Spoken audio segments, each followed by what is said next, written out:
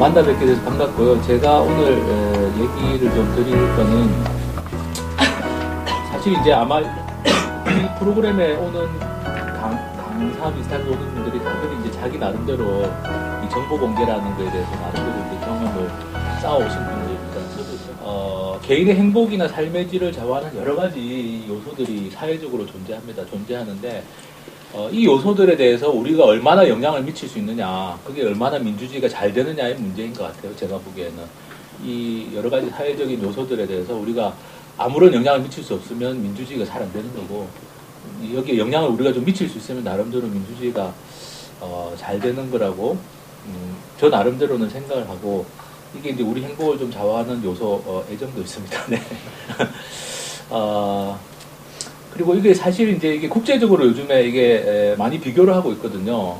왜냐하면 이 행복이나 삶의 질이라는 게 화두입니다. 왜냐하면 이 성장만 추구하다가 행복이나 삶의 질을 놓치고 있다라는 걸 개인도 느끼지만 사회가 느끼고 있습니다. 그래서 이제 여기 보시는 것처럼 국제적으로 비교 연구들을 많이 하고 있습니다. 삶의 질도 측정을 하고, 오른쪽에 보시는 건 이제 소득인데요. 1인당 GDP라고 부르는 이제 1인당 소득을 말하는 건데, 구매력 기준이라는 건 이제 1인당 소득을 물건을 얼마나 살 수 있느냐, 그게 구매력이죠. 그걸 환산해가지고 이제 국제 비교를 한 건데, 여기 보시면 요거는 이제 미국의 어떤 정치학자가 자기 책에서도 인용을 하고 있지만 여러 논문들에서 인용하고 있는 데이터인데요. 이게 2005년도에 이렇게 한번 국제 비교를 해보니까, 여기 보시면 스웨덴 같은 경우에는 1인당 GDP가 상대적으로 낮은데 삶의 질은 높은 걸로 나오고, 좀 대조적인 나라가 이제 미국이 1인당 GDP는 상당히 높은데 삶의 질이 낮은 걸로, 상당히 스웨덴하고 미국이 좀 대조적인 걸로 나옵니다. 요걸 보여드리고, 왜 그럴까라는 이제 뭐 우리가 생각을 해볼 수 있는데, 그 미국의 로버트 달이라는 정치학자는 평등의 문제로 봅니다. 평등의 문제로 보고, 특히 정치적 평등의 문제로 보는데, 좀 전에 이제 미국이 삶의 질이 좀 낮다고 했는데, 미국의 평균 수명은 세계 25위밖에 안 돼요. 소득 수준은 2위인데, 평균 수명은 25위고, 왜 이럴까라는 질문들을 우리가 던져보는데, 제가 요걸 보여드리면 조금 이제, 제가 지금 말씀드린 이 행복이라나 삶의 질이라는 거하고, 민주주의라는 거, 민주주의는 또 정보 공개하고 연결이 되는 주제입니다. 어떤 연관이 있는지를 좀 보실 수 있는데요. 아까 스웨덴이 소득 수준에 비해서 삶의 질이 높다고 했는데요. 민주주의 순위도 측정을 해봅니다. 국제적으로 비교를 해가지고. 근데 스웨덴이 민주주의 순위가 제일 높은 걸로 나옵니다. 제가 여기는 안 했지만 투명성도 스웨덴이 제일 세계적으로 높은 걸로 나와요.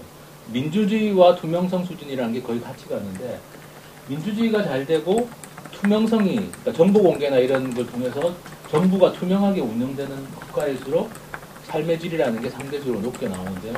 미국 같은 경우는 민주주의가 보시면 17위죠, 그죠? 예, 소득은 아까 2위였는데 민주주의는 17위, 삶의 질은 13위. 그래서 민주주의와 삶의 질에 연관관계가 있다라고 많이들 보고 있습니다. 최근에는. 그건 연관관계는 뭐냐 하면 아까 말씀드린 것처럼 민주주의가 잘 되면 자기 얘기가, 평범한 사람들의 얘기가 잘 반영이 되고, 반영이 잘 되면 아무래도 그 사람들의 입장이 정책에 반영이 되니까 삶의 질이 좋아지는 이제 그런 관계를 가지고 있는데, 반대로 민주주의가 잘 안 되면, 그러면 이제 특정한 사람들의 목소리만 정치에서 반영이 되니까 오히려 이제 정책을 통해서 삶의 질은 떨어지게 되는 이런 효과들을 가지는 거 아니냐. 그래서 민주주의와 삶의 질이라는 게 상당히 상관관계가 있고, 여기에서 이제 제가 안 보여드리고 있지만 투명성 수준이 거의 민주주의 수준하고 거의 일치하게 나옵니다. 거의 다. 그렇기 때문에 스웨덴이나 이제 노르웨이나 이런 핀란드 같은 북유럽 국가들이 세계에서는 제일 부패가 없고 투명한 걸로 나오거든요. 그거하고도 사실 연관관계가 좀 있을 거다. 삶의 질이라는 게. 그래서 저는 우리가 정보공개 청구를 시민이 왜 하냐.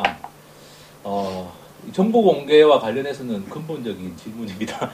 왜 정보공개 청구를, 기자분들은 이제 하는 게 당연하죠. 왜냐하면 정보를 얻어야지, 팩트를 얻어야지 기사를 쓸 수 있으니까. 오히려 이제 언론계나 이런 데는, 또 NGO도 그렇습니다. NGO 활동가들이 정보공개 청구를 하는 것도 어떻게 보면 당연할 수 있어요. 이렇게 뭔가 기업이나 정부를 감시할 때 정보가 필요하니까. 그래서 언론이나 NGO 활동가는 정보공개 청구를 하는 게 비교적 쉬워요. 설명하기가, 이유를. 근데 평범한 시민은 왜 정보공개 청구를 할 수 있을까? 해야 할까? 그게 의미가 뭘까? 이런 생각을 좀 해보게 되는데요. 저 같은 경우는 우리가 행복하게 살기 위해서, 우리의 삶의 질을 올리기 위해서 이 정보공개 청구라는 게 결국 내가 정보를 얻으면 그 정보를 가지고 내가 의견을 낼 수 있고 내 목소리를 낼 수 있기 때문에 정치적 영향력이라는 게 평등해질 가능성이 많다고 봅니다. 평범한 사람도 국가 정책에 대한 정보를 얻을 수 있고 그걸 통해서 그 정책에 대해서 얘기를 할 수 있다면 그러면 소수에 의해서 정책이 결정되는 건 막을 수가 있을 겁니다. 네. 정보공개 청구의 가장 큰 장점은 혼자서도 할 수 있어요. 네. 이게 참 굉장히 큰 거죠. 처음에 이제 98년에 서울시청 민원실에 가서 정보공개 청구서라는 걸 써서 접수를 하는데 공무원이 그러는 거예요. 도대체 이게 뭐냐. 그래서 이런 법이 만들어졌다. 근데 아무나 이걸 할 수 있는 거냐. 아무나 할 수 있는 거다. 시민이면. 심지어 서울시 안 살아도 할 수 있다 이거는. 대한민국 국민이면. 그랬더니 깜짝 놀라는 거예요. 근데 그때 이제 청구한 게 뭐냐면 서울시장의 판공비, 업무 추진비, 영수증을 공개하라고 청구한 건데 공개를 안 했죠. 그래가지고 이제 법원에 소송까지 갔어요. 근데 판사가 재판하라 이제 제가 그때 이제 소송을 맡아서 재판을 하러 갔더니 판사가 하는 말이 이게 도대체 뭐냐. 어떻게 아무나 이걸 할 수 있는 거냐. 판사도 법을 모르고 이런 소송을 처음 보니까 판사님 법을 보시면 아무나 할 수 있게 돼 있다고. 그래서 판사도 이제 깜짝 놀라는 거예요. 아무나 할 수 있다는 거에 대해서. 자기가 왜냐하면 우리나라에서 보통 행정소송 같은 건 자기가 무슨 이해관계가 있는 사람이 할 수 있게 돼 있거든요.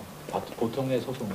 근데 이거는 그냥 아무나 정보공개 청구를 한 사람이면 아무나 할 수 있고 소송도 아무나 낼 수 있고 이런 거니까 판사가 깜짝 놀라더라고요. 근데 사실 정보공개 청구는 이 아무나 할 수 있다라는 게 한번 찾아보시면 이해관계가 없는 사람이 아무나 요구할 수 있는 그런 제도는 별로 없습니다. 우리나라에도 아무나 할 수 있는 게 다들 이해관계 같은 게 있어야만 뭘 할 수 있고 이런 게 많거든요. 그 점이 이제 굉장히 큰 장점이다. 그런데요. 정보라는 건 뭐냐 하면 여기 보시듯이 요 하나하나가 다 정보입니다. 예. 요건 사실 바깥으로 나올 수 없는 걸 제가 몰래 사진을 찍어서 나온 건데 이 한나라당 같은 정당의 정치자금, 영수증 이런 것. 근데 이거를 이제 샘플로 하나 보여드리는 건데요. 여기 보시면 정보라는 건 그런 거죠. 100만 원이라는 것도 하나의 정보고, 몇 월 며칠도 정보고, 누가 받았는지도 정보입니다. 예. 이런 것들이 다 정보고, 근데 가려진 것도 정보죠. 생년월일, 상호, 주소 이런 거 다 정보입니다. 어쨌든 요런 내가 궁금한 것들은 사실은 구체적인 정보들 중에 어느 하나일 수도 있고 다일 수도 있는데 우리가 이제 흔히 기록물이라고 하면 이런 종이나 녹음 테이프나 어떤 매체를 기록물이라고 부르고요. 그 안에 담겨 있는 요 하나하나의 사항들이 정보입니다. 정보고 그렇죠. 아까 예를 들면 제가 중학교에 준비물 지원하는 돈이 얼마인지 제가 궁금한 건 그거였는데 공개한 자료에 보면 그게 10,000원이다. 그게 정보죠. 그래서 사실은 제가 이렇게 말씀드린 이유는 내가 알고 싶은 정보를 요구하는 거지 사실 요 매체를 요구하는 건 아닙니다. 근데 이제 정보가 이 매체에 담겨 있기 때문에 매체는 공개하는 건데 근데 이제 정보라는 건 한 매체에도 여러 가지가 있는 거죠. 여러 가지가 있기 때문에 예를 들어서 그 중에 공개 못하는 게 있다면 이렇게 가리고 공개하도록 되어 있습니다. 우리나라도 그렇고 외국도 그렇고. 그래서 어쨌든 이렇게 국민이면 누구나 내가 알고 싶은 거를 공개해달라고 그게 정치 자금이 됐든 뭐가 됐든 이렇게 할 수 있는 제도가 정보공개 청구 제도고요.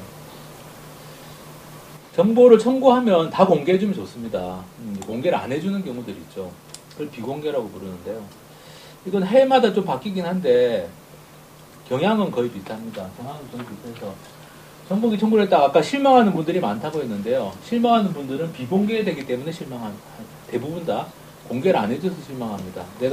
좀 전에 제가 이렇게 얘기하는 거 듣고 5분밖에 안 걸린다고 해서 청구했는데 비공개하더라. 그러면 이제 좌절하고 그래서 이제 그만두는 분들도 있어요. 예, 다시는 청구 안 하는 분들도 있습니다. 근데 그 이유를 한번 따져봐야 되는데 제일 많은 건 뭐냐면 없다라고 해서 비공개하는 경우가 제일 많습니다. 우리나라의 모든 공공기관에서 자료가 없다. 그 다음에 이제 많은 건 이게 뭐 법률이나 이런 거에서 비밀사항이다. 또는 비공개로 되어 있다. 그 다음에 많은 건 개인 사생활 침해다. 이렇게 되어 있어요. 그래서 이제 비공개를 해서 아예 비공개 됐으니까 그냥 포기하자. 이렇게 생각하면 상당히 이제 그 재미가 없어집니다. 그래서 아까 제가 일본에서 그 할아버지 할머니들께서 모여서 자기 경험담을 이렇게 계속 교류하는 이유는 뭐냐면 그분들은 비공개가 된다고 해서 바로 포기하지 않거든요. 네. 그런 분들이 이용할 수 있는 제도들이 있습니다. 제일 간단한 제도는요. 여기 보면 이의신청이라는 게 보이시죠? 예. 내가 만약 청구를 했는데 비공개를 당했다. 그러면 바로 요 사이트에서 이의신청이라는 걸 할 수가 있어요. 이의신청을 하는 방법은 아주 간단하게 되어 있습니다. 여기 그냥 이렇게 쭉 적게 되어 있어요. 이렇게. 네, 적게 되어 있기 때문에 이의신청 자체는 아주 간단하게 할 수 있어서 이의신청을 하면 그 해당 기관에서 다시 한 번 더 판단을 하게 되는데요. 공개할 건지 비공개할 건지. 근데 이 이의신청을 하게 되면 그 기관 안에서 위원회를 하나 열어야 됩니다. 정보공개심의회라는 위원회를 열게 돼 있어요. 원칙적으로. 근데 그 위원회를 열려면 회의 준비를 또 해야 됩니다. 네. 일이 생기는 거죠. 그러면 또 웬만한 건 공개를 해줍니다. 공개해 줄 테니까 이의신청을 취하해 주십시오. 그런 경우들이 많아요. 그러니까 예를 들어서 자기가 비공개 당했어도 이의신청이라도 한번 해보면 공개되는 경우가 많습니다. 그 정도까지 해보고 안 되면 포기를 하면 좋은데 이제 그냥 포기하시는 분들도 있어요. 근데 제 경험으로 보면 요즘에는 이의신청하면 많이 공개가 됩니다. 많이 공개가 되기 때문에 이의신청 정도는 이것도 한 10분이면 할 수 있습니다. 네, 할 수 있기 때문에 이의신청할 수 있고 이의신청해서도 안 되면 행정심판이라는 것까지는 돈이 안 들어요. 일단 제일 중요한 게 돈이 안 든다는 거.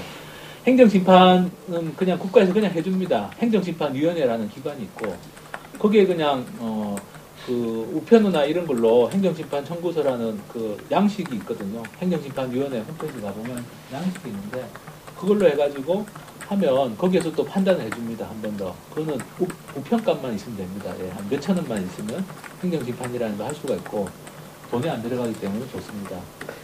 그 다음에 행정소송이라는 거 할 수 있는데 그거는 돈이 들어가요. 예. 일단 법원에 인지대 송달료 이런 걸 내야 됩니다. 한 10만 원 좀 넘게 들어가거든요. 그리고 법원에도 나가야 되죠. 일단 시간이 깨집니다. 이의신청이나 행정심판은 서류로만 하기 때문에 안 나가도 돼요. 예, 서류로만 하기 때문에.